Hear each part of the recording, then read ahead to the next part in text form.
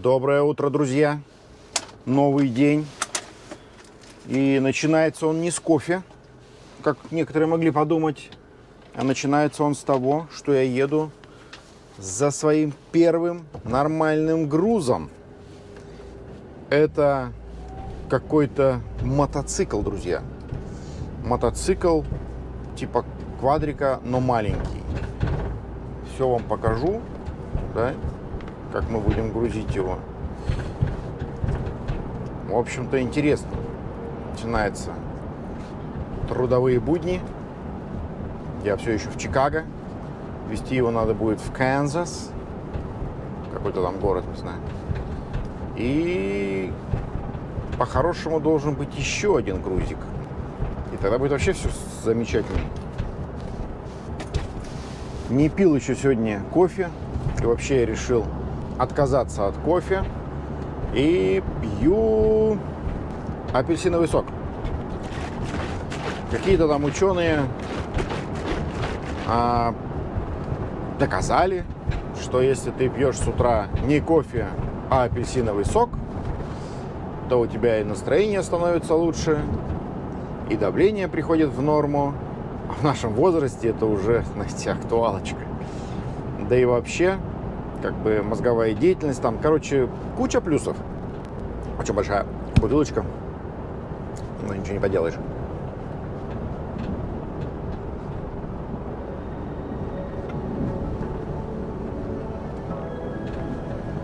Вкуснотеево. Ехать мне еще 20 минут, поэтому давайте не расслабляем булки. Следим в оба глаза, чтобы все было чики-поки.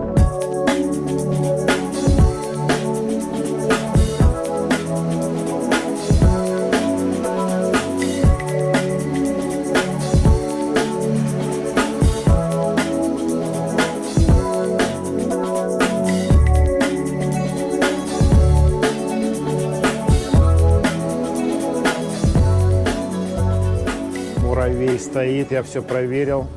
Крепление надежно, все четенько. Антон мне вчера все показал, как крепить, как делать, чтобы никто никуда не свалил. Сейчас еду за прицепом. Надо еще прицепик подцепить, который идет в Монтану, ребята. В Монтану.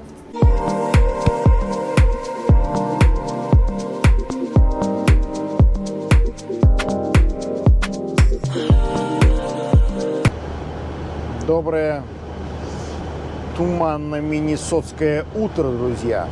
Видите, очень снежно на улице. Всего 11 градусов по Фаренгейту. Это минус сколько-то там, 20, наверное, не знаю, градусов. В общем, ничего хорошего. Дрангогоша, пыхтя, везет трейлер и муравейник в Монтану. Ой, вчера открылась дверь на этом трейлере дебильном. В общем, пришлось мастерить зажимы, чтобы дверь не открывалась. Только так была возможность продолжить движение. Время сейчас 7 часов 41 минута. Я поспал где-то часа 4, наверное. И очень хочу еще спать, но надо ехать. Надо ехать. И дичайший расход топлива у меня, ребята. Просто нереальный. Загорелся еще чек-энджин. В общем, кошмар. Но делать нечего. Продолжаем движение в надежде, что все будет хорошо. В общем, ребята, что-то странное творится с Дрангогошей. Кончается бензин, но это ладно, понятно. Мне осталось 6-7 миль до заправки. Надеюсь, дотяну. Но мне не нравится температура. То есть температура почему-то падает. Почему она падает, непонятно. Вот. Загорелся чек-энджин.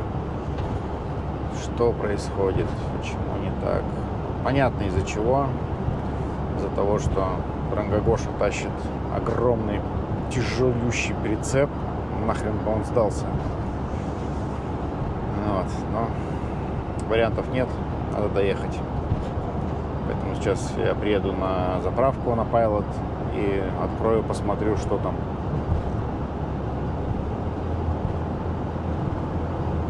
Что там под капотом, что там с маслом, что там вообще, чего как, почему падает температура. 5,7 мили до заправки. Не подведи, братан. Ох, ребятушки, доехал до Пайлота, все нормально, заправился. Сейчас еду дальше. Ехать мне еще 6 часов, ну 7 часов почти, считай. Вот, смотрите, на мосту стоят какие-то чуваки. Мы им сейчас поморгаем, чтобы они нам помахали. Ребята, давайте, эй! Это рабочие. Извините. Я думал, это просто ребята какие-то стоят.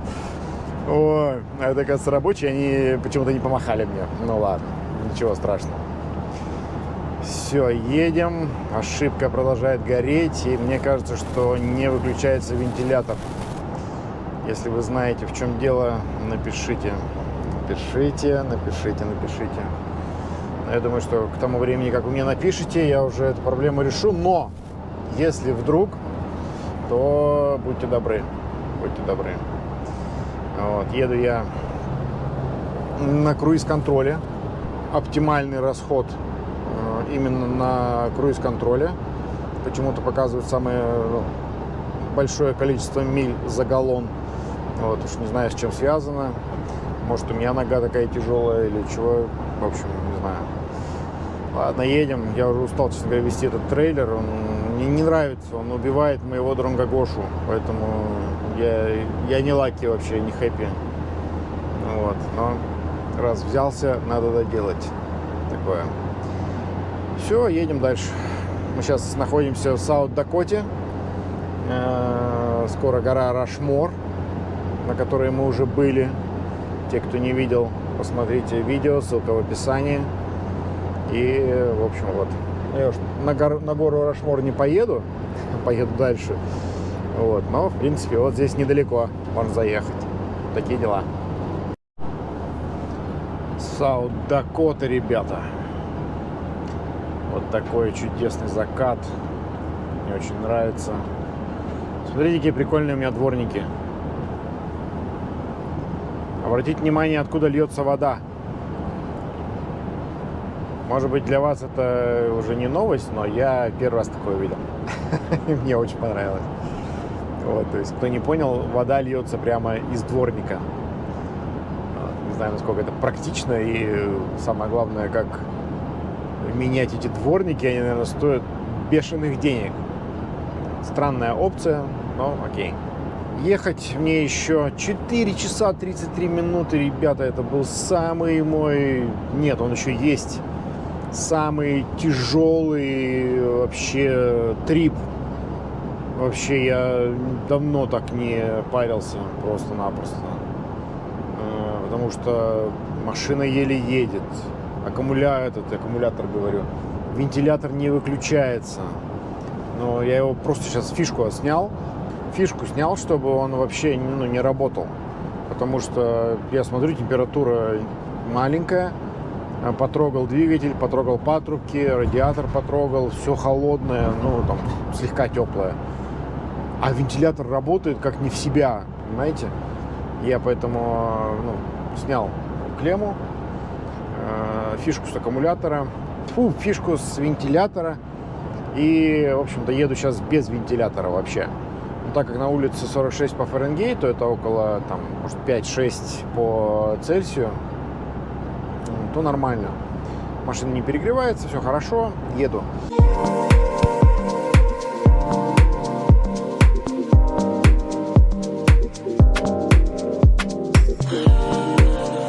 Написал в группе в Фейсбуке, там есть такая группа тех, кто ездит на вене. Описал свою проблему, вот так и так. Посоветовали скинуть аккумулятор и подождать 10 минут. Может быть, ошибки уйдут, и там компьютер перезагрузится, и все будет нормально. Но это имеет смысл делать только после того, как я скину этот долбанный трейлер, который вот торчит в зеркале. Видите как? Тапки еще у меня не слетели. Я закрывал двери, припирал, тапки не слетели, резина не слетела, поэтому все нормально. Смотрите, еще покажу вам закат красивый, но закат холодный, ребята. Как вы видите, да, если бы он был красный такой, ну, не знаю, по крайней мере, в России, в Кировской области, так нам говорили, что если типа закат алый, то завтра будет тепло. А если вот такое, то будет прохладно. И я сколько так, замечал, то, в общем-то, не лишено смысла, что ли.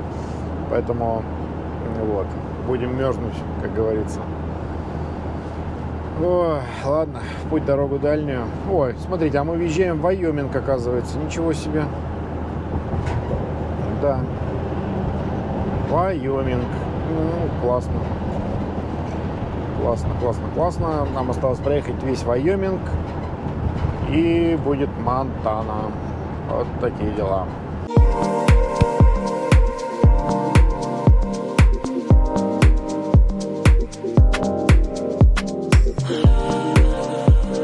Всем доброе утро, друзья. Вот такая снежная дорога у нас. Это Interstate 25. Из Вайоминга на юг, в Денвер, Колорадо. Вчера скинул прицеп, который тяготил меня и покалечил немножко Дронгогошу. Я отключил вентилятор, достал фишку. И сейчас мы едем без вентилятора, охлаждения радиатора, который. Вот. Но так как температура за бортом минусовая, и, в общем-то, я слежу за температурой, все нормально, поэтому все хорошо.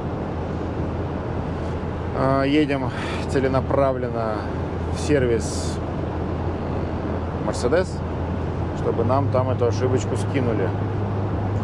Надеюсь, что они это сделают. Вот. Дорога, не знаю, скользкая, не скользкая, не проверял, но надеюсь, что все будет хорошо. Смотрите, что творится, ребята. Где коммунальные службы? Где вот это все? Снегом завалило. Приходится ехать 50-55 миль в час. Доброе утро, друзья. Я в Канзасе. 2 дня ничего не записывал. Не было ни настроения, ни желания. Лень, короче. Значит, что случилось? Почему кричат? Дронгогоша, как вы знаете, у него была ошибка. Накрылся сенсор притока воздуха, что-то там, короче, такое. Вот. Но благодаря моему коллеге Александру из группы в Фейсбуке, ссылка на эту группу будет в описании, если вы... Ну, это не реклама, это просто благодарность человеку, который мне реально помог очень сильно. Если вы захотите там каким-то образом присоединиться к движению водителей венов в Америке, да, то вот вступайте в эту группу, там нет-нет, да и проскакивает полезная информация, ну и всегда можете задать какие-то вопросы, если они есть. Вот, значит, встретился я с Александром, у него просто бомбический вен, я вам, ребята, скажу. Вот в этой группе можете ему написать, чтобы он сделал обзор своего вена. Это просто огонь. Я, не стал снимать там ничего, потому что мы первый раз виделись с человеком, и мне кажется, не очень правильно было бы там, давай сниму там твой вен. Короче, вен его мне очень-очень понравился, как там все обустроено, как вообще его философия работы на вене. Очень мне понравилось. И в итоге у него есть сканер. Он подцепил Дронгогошу к своему сканеру, к компьютеру. И в итоге нашел неисправность, что случилось, что нужно менять. Потом мы проверили, да, действительно, сенсор притока воздуха вышел из строя. Все. Дальше мы искали, где можно купить этот сенсор, чтобы я его сам поменял, или приехать в какую-то дилерку, чтобы там поменяли по гарантии. Но в этом, где я там был, короче, где-то в провинции Канзаса, там ничего такого не делали. То есть, ну, нету такого сенсора, и типа там ждите там 6 недель, там 8 недель, там еще что-то, короче, такое. Вот, но в Канзасе, Канзас-Сити, штат Миссури, между прочим, в дилерская Mercedes сказала, что ребята, приезжайте, и мы за один день вам все сделаем. Вот, соответственно, вчера я пригнал уже в Канзас, и под закрытие этого дилершипа, ну, дилерской, приехал туда. Они такие: давай, типа, оставляй машину, завтра утром мы прямо займемся. Я говорю: как оставляй машину, а где я буду спать? Вот, ну, то есть в гостиницу ехать, там, тратить $100, да нафиг надо. Они говорят: ну, давай-то утром приезжай, все сделаем. Окей. Я поехал, переночевал на тракстопчике, прибрался в Дрангагоше, все убрал, повесил, там, рампы, все-все-все. И утром подскочил к ним. Они буквально за 2,5 часа мне все сделали. И отпустили на вольные хлеба, сказали: все, дружище, давай, гони.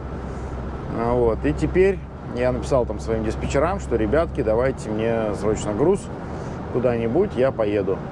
Вот. Они там сейчас ковыряются, смотрят, что-то делают. Но пока у меня появилось время, я поехал в одно местечко. Это местечко мне посоветовали мои друзья из группы трак-драйверов, с которыми мы общаемся. В общем, как правильно убивать свободное время. Вот. Поэтому поеду, попробую, как говорится, провести время с пользой. Так что, чтобы не просто сидеть, зарабатывать геморрой, как написали в комментариях, да, что надо будет на проктологов и гастроэнтерологов тратить все заработанные деньги. Нет, ребята, не хочу. Буду, как говорится, работать над собой. Так что все.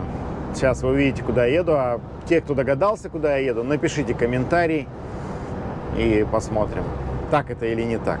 Все.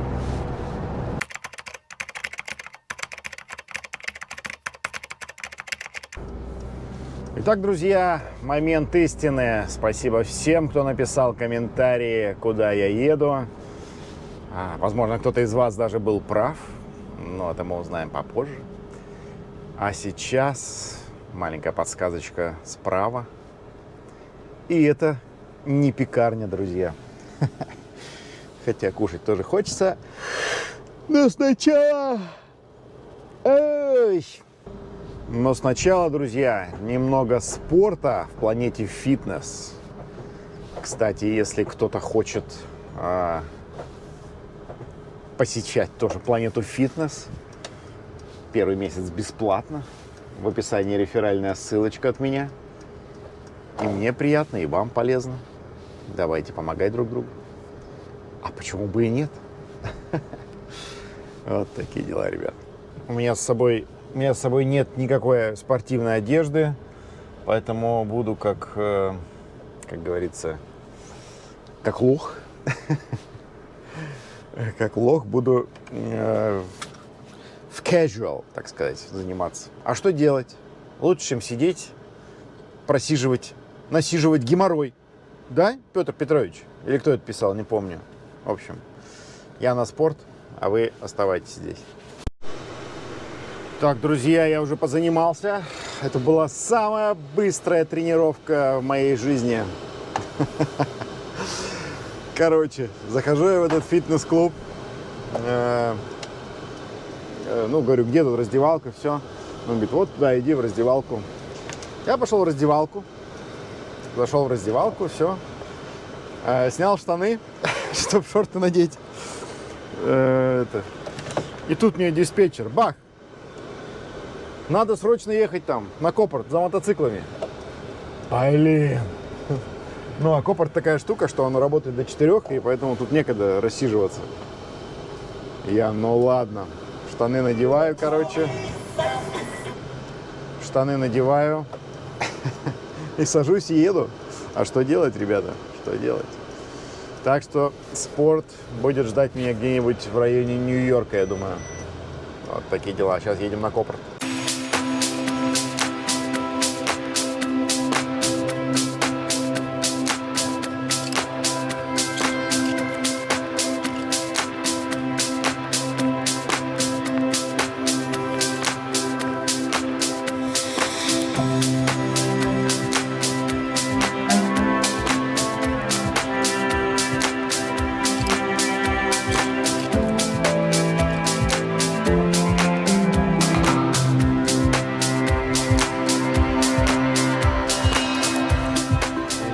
На Копорт.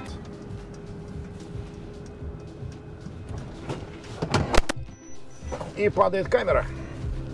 Ничего удивительного, ведь она не закреплена. Стой нормально на месте, не позорь меня. Ничего себе, какой огромный Копорт. Прямо очень здоровый. Интересненько. У меня с Копорта один только мотоцикл. Второй мотоцикл идет с магазина, поэтому, я думаю, будет попроще.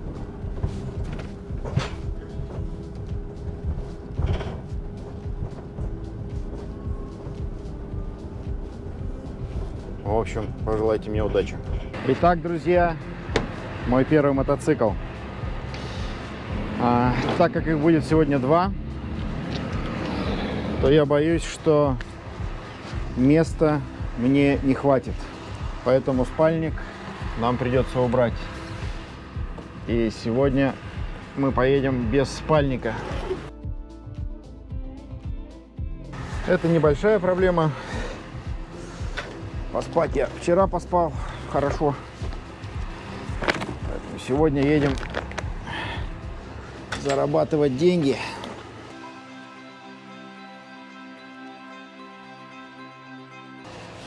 Так как я еще никогда не грузил мотоциклы, то я, в принципе, не представляю, как это все будет.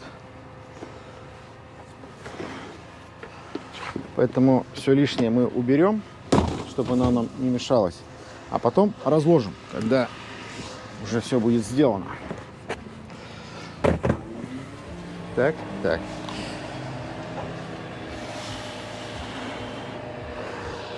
Курточку я сниму.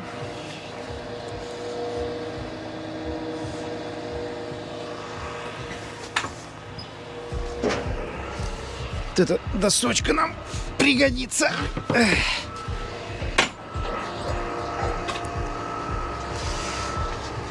Все лишние стрепы я уберу.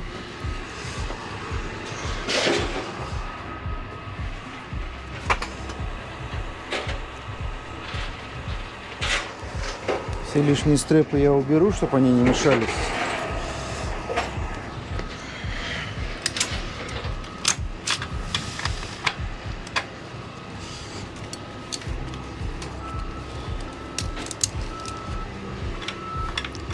А если понадобится, мы их обратно поставим. Эту штуку тоже уберу.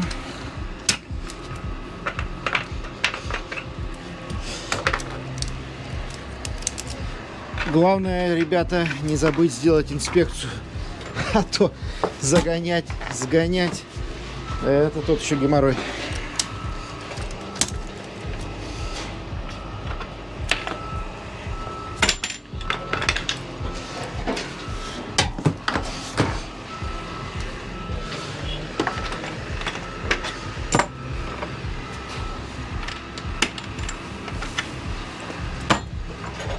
Так, отстегиваем.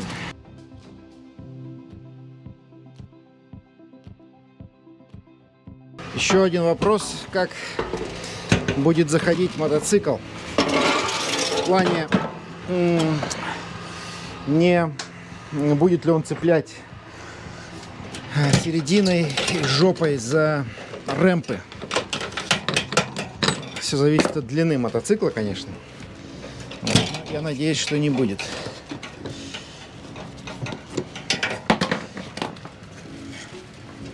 Надеюсь, что не будет.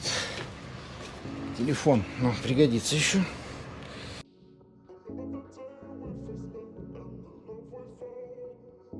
Готово. Чтобы рампы никуда у нас не бегали, мы их связываем между собой. Еще, безусловно, мы скрепим их снизу. Но самое главное, закрепить их здесь, чтобы они не убежали. Для этого мы берем стрепу, чтобы они были понадежнее. Я цепляю их вот так. Получается крест-накрест. Рампы с двух сторон закреплены, никуда не денутся. Еще нам осталось закрепить ее снизу. Видите, все спокойненько, можно ходить. Теперь мотоцикл заедет сюда 100%. Теперь вопрос, как мы его будем крепить. Когда мотоцикл сюда я закачу, да, я поставлю на подножку вот на эту досочку.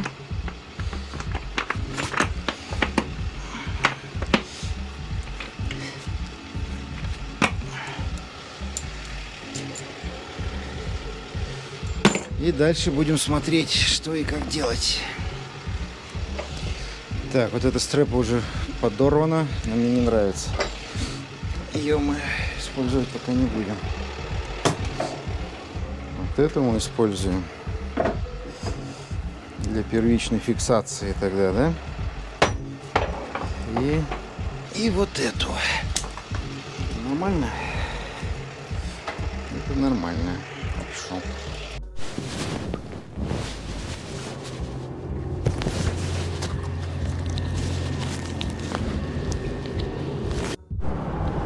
Всем доброе утро, друзья!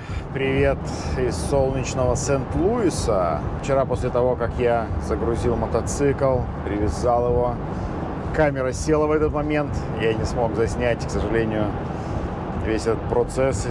Интересный довольно-таки. Интересный процесс. Но, короче говоря, все нормально. Мотоцикл стоит, держится, никуда не убегает, все хорошо. И сегодня я и доехал сейчас до Сент-Луиса, как вы поняли. Сейчас попытка у меня номер 2 пойти в планету фитнес, позаниматься.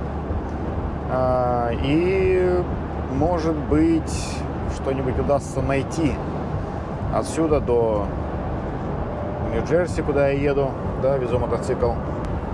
Может быть, даже какую-то машину получится найти, было бы неплохо.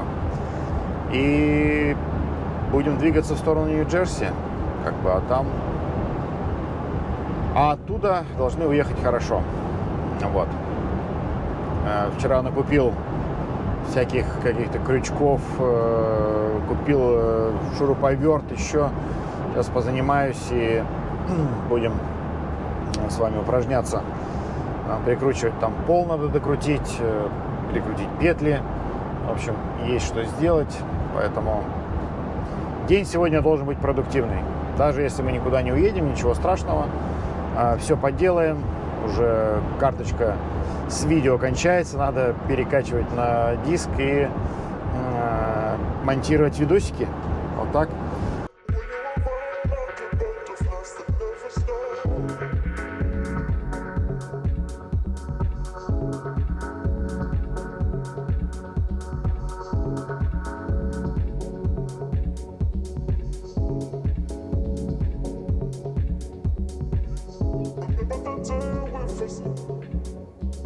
Славный город Сент-Луис. Видите, как встречает нас солнечной погодкой. Разве это не здорово? Конечно же, здорово. Немножко ошиблись, не туда поехали. Но, надеюсь, это нас не наругают за это, потому что, в общем-то, кто виноват, что дурацкая такая навигация у Гугла. Вот. Подъезжая к планете фитнес, я выбрал планету фитнес прямо около, на въезде в город, чтобы не кататься лишний раз по городу просто так. Там сейчас позанимаюсь, может быть, к этому времени как раз что-нибудь найдется, и поедем. Пожелайте мне удачи, ребята, очень надо.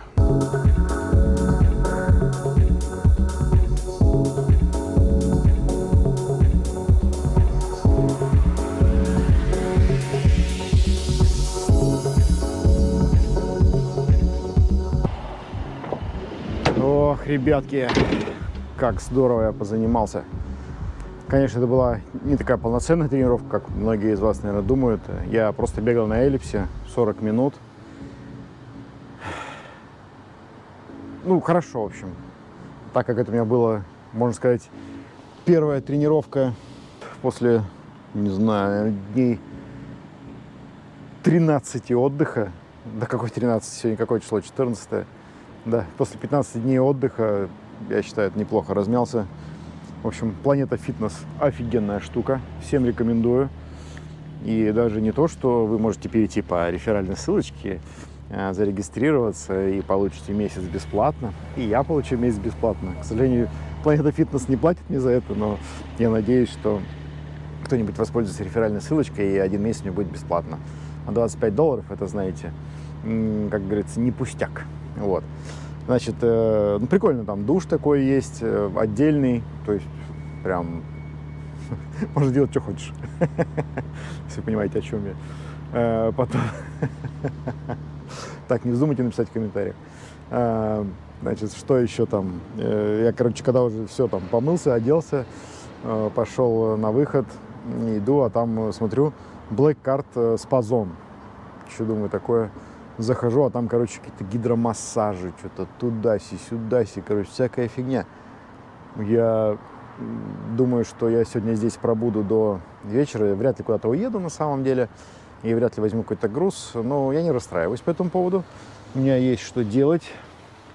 Видите, мотоцикл наш стоит, да, зафиксирован, рампы лежат. Нужно, значит, повесить рэмпы, приспособить их. Я подумал сегодня, как это сделать, пока занимался спортом. Видите, как спорт. Спорту на самом деле важен, потому что ты начинаешь что-то думать, шевелиться. И, в общем, сейчас я еду в Walmart. Надо купить провода для моего мини-инвертора. Я купил вчера на 400 ватт с двумя розетками. Естественно, кто-нибудь скажет, что это очень мало, надо 2000, там 3000 и так далее. Да, я знаю, пацаны, это мало, пока напряг с деньгами.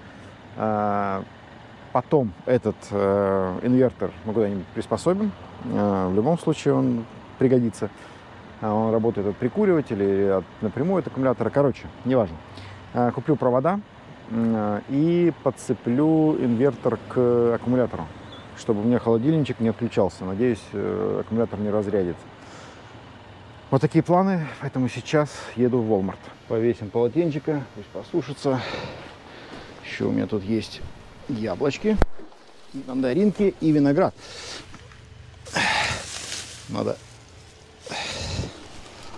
Виноград надо есть, а то он испортится.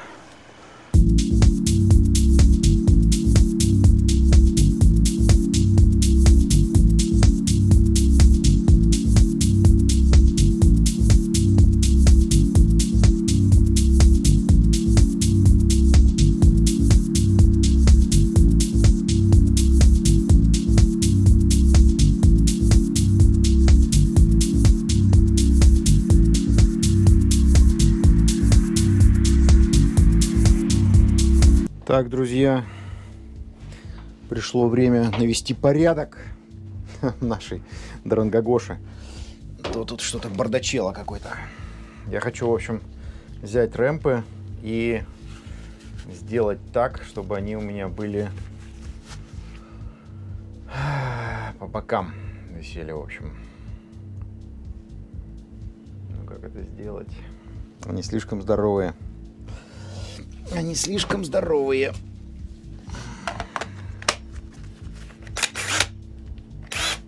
В общем, идея такая, что вот сюда его как-то присобачить.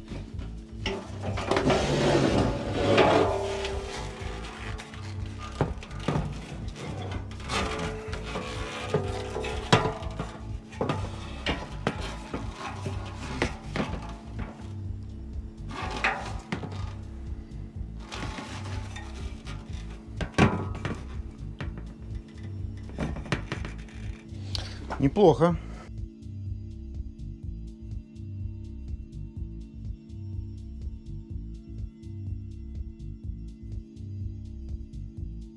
я хотел ответить на 2 комментария. Почему повторяем старое видео, да? Это просто как разминочный такой комментарий. Почему повторяю старое видео? Как я говорил в одном из своих видео, если бы вы смотрели, то я там говорил, что по воскресеньям я буду выпускать ролики, которые раньше были доступны только спонсорам канала. Но так как спонсоров у меня больше нет на канале, там буквально один остался, Андрей, спасибо тебе, то как бы, ну, я решил выложить старые ролики, они более полные, более нецензурированные, такие, в общем, ну, кому нравится, те смотрят. Короче, ничего такого там нет. Вот именно поэтому я повторяю старые ролики. Вот. Но это был такой пробный вопрос. Вот, вопрос, на который я хотел ответить. И что он вечно к антифашистской ленте докапывается? Что значит докапываясь к антифашистской ленте? Да? Речь идет про георгиевскую ленточку, которую в видео патриоты, автомобилисты, которые едут по обочине, вешают себе на зеркала и на всякие такие другие места. В общем, что я хотел по этому поводу сказать? Я уже это как-то объяснял, но окей, объясню еще раз. Значит, почему я докапываюсь до этой ленточки? Мы сейчас абстрагируемся от войны, которая идет между Россией и Украиной, хотя это нереально сделать, невозможно. Недавно была вот эта ситуация с Днепром, сейчас с Солидаром. Это просто ужас и жесть, ребята. Вы все знаете мою позицию, поэтому углубляться не будем.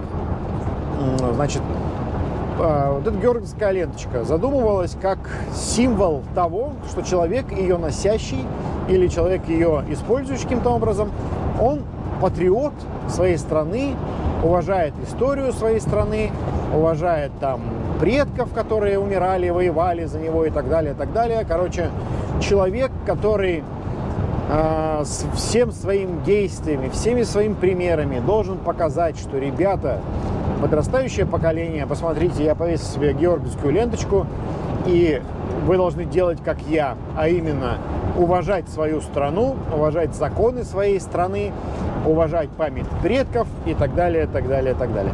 Люди, которые вешают себе на разные части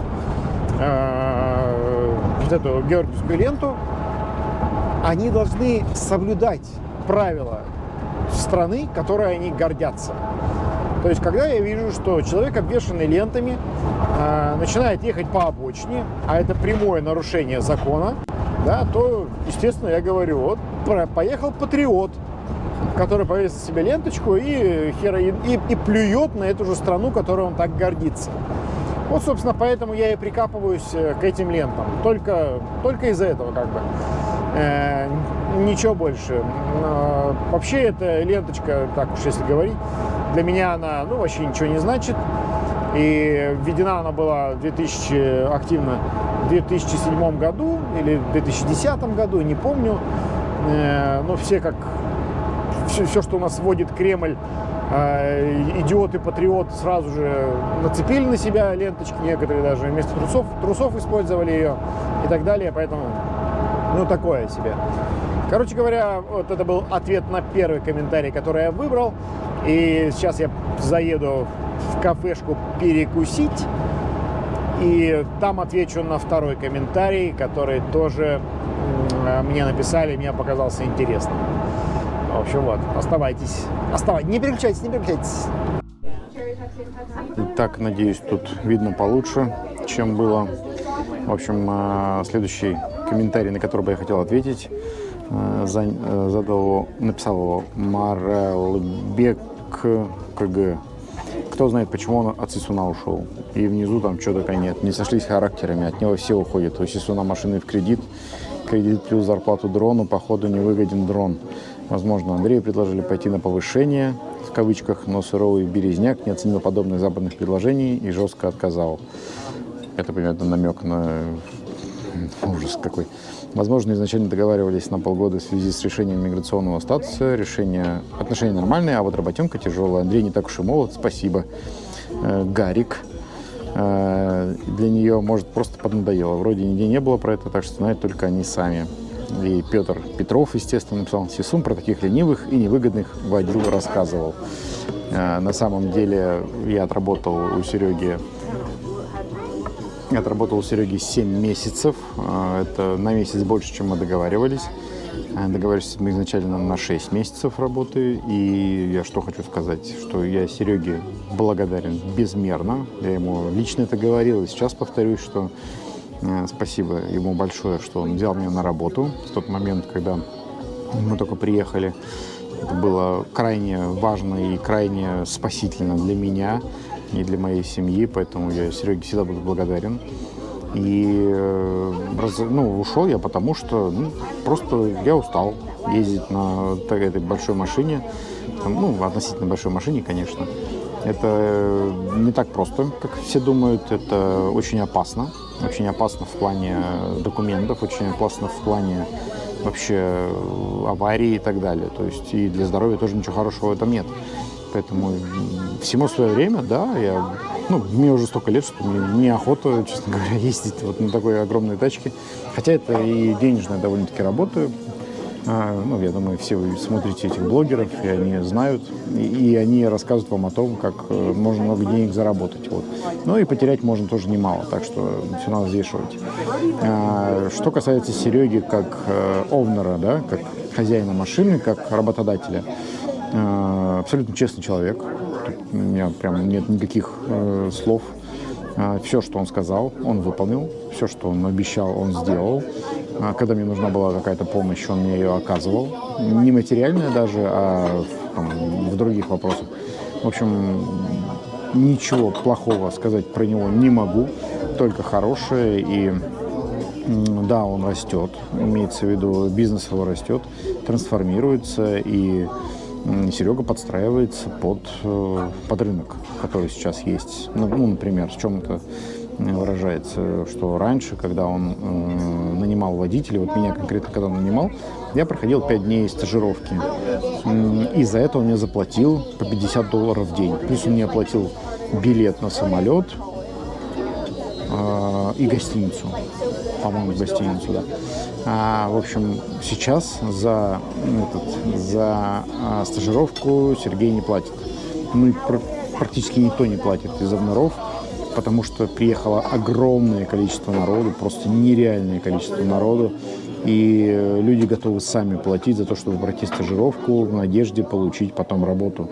Это реально так, это очень много приехало ребят с Украины, вы понимаете, почему, с России, с Беларуси, с других стран, с Казахстана приезжают, с Узбекистана, откуда угодно. И, короче говоря, да, рынок сейчас такой, что люди сами платят за свою стажировку. Это нормально. То есть у него там ужесточаются некоторые условия.